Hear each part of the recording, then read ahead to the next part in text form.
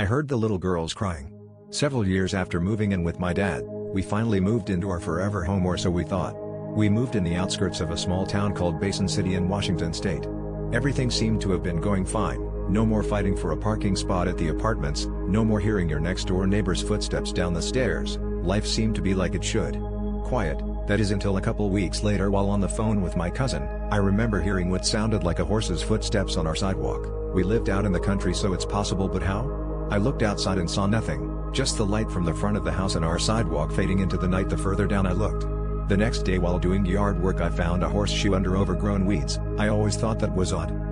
After returning from my mom's house the following weekend, I was on the phone with my cousin once again planning a movie night. It was sometime past midnight when I heard my little sisters crying in their room next to mine. I didn't say anything. I thought maybe they just wanted to sleep with mom and dad. When I saw my stepmom the next day, I thought I'd mention something and remember saying, "Hey, there were girls crying last night." Her response was more of a shock. She replied with, "Your sisters don't sleep in that room. They say the little girls don't let them sleep at night." I didn't know what to say. I just remembered hearing little girls crying all over again. The final straw. My dad, who is very religious and doesn't believe in ghosts, was the one who had to experience this stuff for himself in order for him to believe us.